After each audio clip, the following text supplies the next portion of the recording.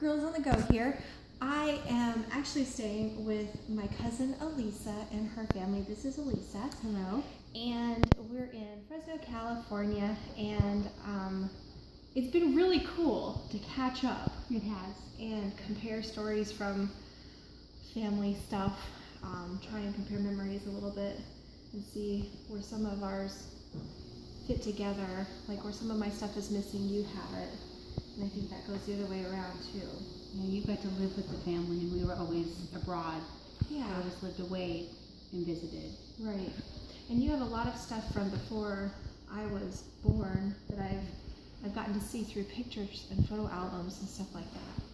But I call Alisa the record keeper of our family because she has a vast collection of mementos and stuff, like Grandma's old recipes and all kinds of photo albums.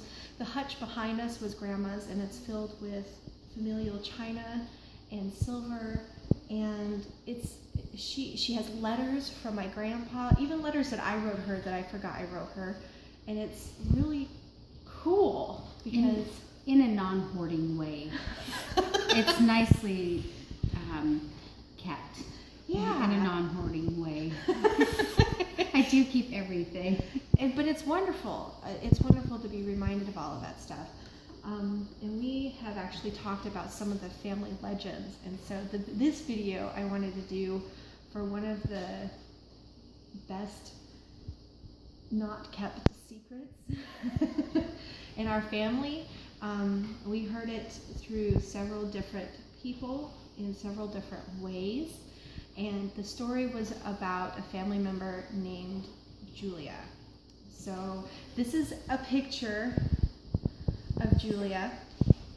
And the way I heard the story, I did not have all of the information, but the way I heard the story was from my dad, and he said that Julia was rumored to be Grandma's mom, but she was raised as Grandma's sister.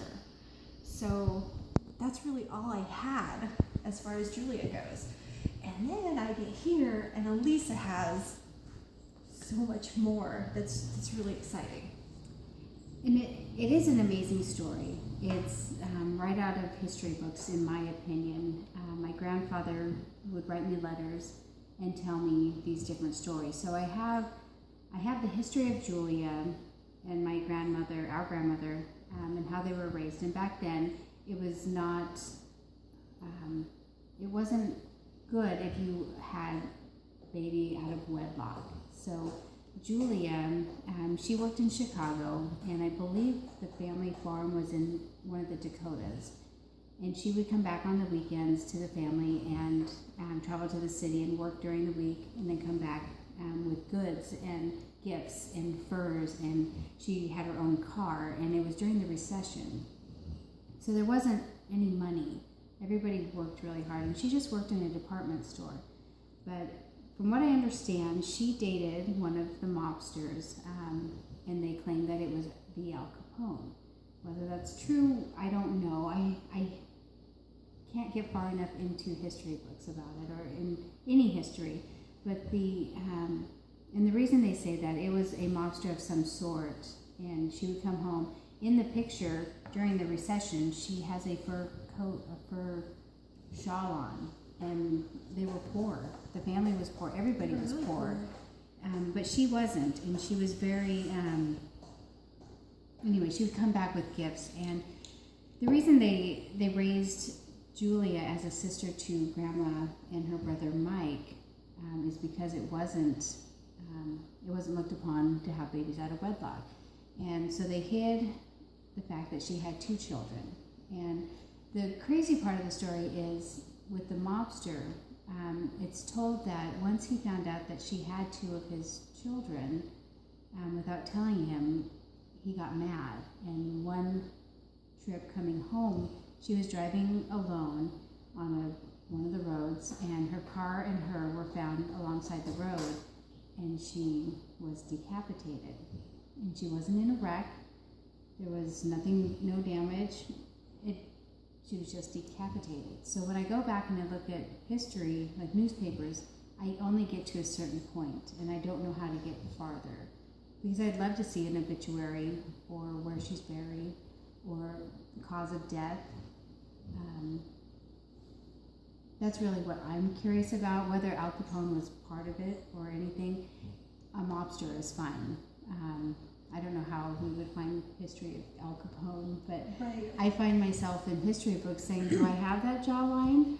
Do I have the skin tone? Do I recognize anybody in the family? And maybe it's far-fetched, but that's our story. Yeah, and it was Julia Stelzmueller. Stelzmueller. So it'd be cool if this reached somebody that somehow knew another piece of that history.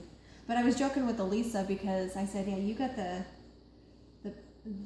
mobster genes and the pretty, and I got the strong farm girl. Oh, goodness, no.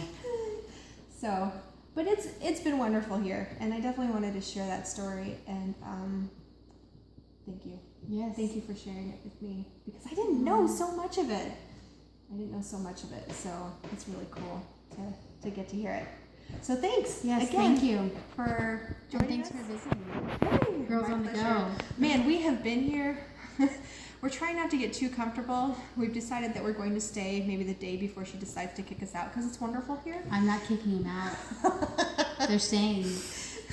We might have to come up with an apocalyptic plan if we land up on the fault line or something like that. I'm not real sure yet, but it's so wonderful here. Oh, so thank you for being so hospitable. Thank you. It's been great. So continue to join us on our journey. Take it easy.